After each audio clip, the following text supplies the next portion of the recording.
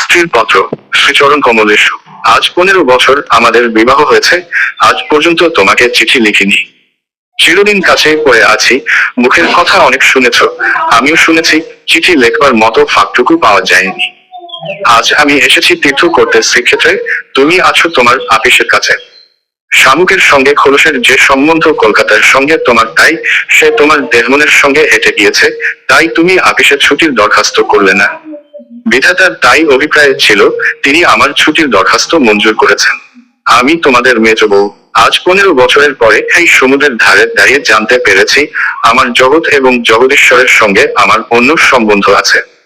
তাই আজ সাহস করে এই চিঠিখানি লিখছি, এ তোমাদের মেজ বউয়ের চিঠি নয়।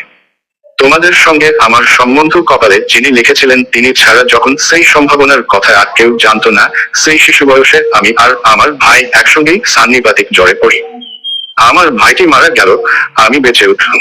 পাড়ার সব মেয়েরাই বলতে লাগলো, মৃণাল মেয়ে কি না, তাইও বাঁচো, বেটা ছেলে হলে কি আর রক্ষা পেত। চুরি বিদ্যাতে জম পাকা, দামি জিনিসের পরেই তার লোভ। আমার মরণ নেই, সেই কথাটাই ভালো করে বুঝিয়ে বলবার জন্য এই চিঠিখানি লিখতে বসেছি। যেদিন তোমাদের দুঃসম্পর্কের মামা তোমার বন্ধু নীলকে নিয়ে কনে দেখতে এলেন তখন আমার বয়স 12। দুর্গম পাড়াগায়ে আমাদের বাড়ি, সেখানে দিনের বেলা শেয়াল দেখে। স্টেশন থেকে 7 ক্রোশ গাড়িতে এসে বাকি 3 মাইল কাছের রাস্তায় পালকি করে তবে আমাদের গায়ে পৌঁছানো যায়। সেদিন তোমাদের কি হয়রানি, তার উপরে আমাদের বাঙাল দেশের রান্না, সেই রান্নার প্রহসন আজও মামা বলেননি। তোমাদের বড় বউয়ের রূপের অভাব মেজ বউকে দিয়ে পূরণ করবার জন্য তোমার মায়ের একান্ত জিদ ছিল। নইলে এত কষ্ট করে আমাদের সে গায়ে তোমরা যাবে কেন? বাংলাদেশে পিলে যকৃত অম্লসুর এবং কম নের জন্য তো কাউকে খোঁজ করতে হয় না, তারা আপনি এসে চেপে ধরে কিছুতে ছাড়তে চায় না। বাবার বুক দুরদুর করতে লাগলো, মা দুর্গা নাম জপ করতে লাগলেন। শহরের দেবতাকে পাড়াগাঁয়ের পূজারি কি দিয়ে সন্তুষ্ট করবে? মেয়ের রূপের উপর ভরসা, কিন্তু সেই রূপের গুণত্ব মেয়ের মধ্যে নেই। যে ব্যক্তি দেখতে এসেছে সে তাকে যে দামই দেবে সেই তার দাম। তাই তো হাজার রূপে গুণেও মেয়ে মানুষের সংকোচ কিছুতে ঘোচে না।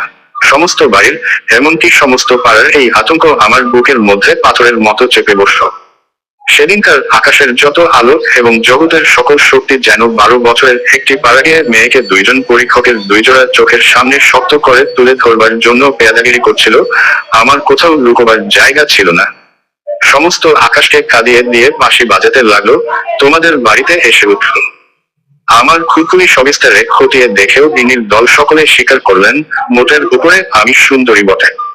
সে কথা শুনে আমার বড় জায়ের মুখ গম্ভীর হয়ে গেল। কিন্তু আমার রূপের দরকার কি ছিল তাই ভাবি। রূপ জিনিসটাকে যদি কোনো সেকেলে পণ্ডিত গঙ্গামৃত্তিকা দিয়ে গড়তেন তাহলে ওর আদর থাকতো, কিন্তু ওটা যে কেবল বিধাতা নিজের আনন্দে গড়েছেন, তাই তোমাদের ধর্মের সংসারে ওর দাম নেই। আমার যে রূপ আছে সে কথা ভুলতে তোমার বেশি দিন লাগেনি, কিন্তু আমার যে বুদ্ধি আছে সেটা তোমাদের পদে পদে স্মরণ করতে হয়েছে। ওই বুদ্ধিটা আমার এতই স্বাভাবিক যে তোমাদের ঘরকন্যার মধ্যে এতকাল কাটিয়েও আজও সে টিকে আছে। মা আমার এই বুদ্ধিটার জন্য বিষম উদ্বিগ্ন ছিলেন, মেয়ে মানুষের পক্ষে এক বালাই। যাকে বাধা মেনে চলতে হবে, সে যদি বুদ্ধিকে মেনে চলতে চায় তবে ঠোকর খেয়ে খেয়ে তার কপাল ভাঙবেই। কিন্তু কি করব বলো? তোমাদের ঘরের বউয়ের যতটা বুদ্ধির দরকার বিধাতা অসতর্ক হয়ে আমাকে তার চেয়ে অনেকটা বেশি দিয়ে ফেলেছেন, সে আমি এখন ফিরিয়ে দিই কাকে? তোমরা আমাকে মেয়ে জ্যাঠা বলে দুবেলা গাল দিয়েছে। কটু কথাই হচ্ছে অক্ষমের সান্ত্বনা, অতএব সে আমি ক্ষমা করলুম। আমার একটা জিনিস তোমাদের ঘরকন্যার বাইরে ছিল, সেটা কেউ তোমরা জাননি। আমি লুকিয়ে কবিতা লিখতুম।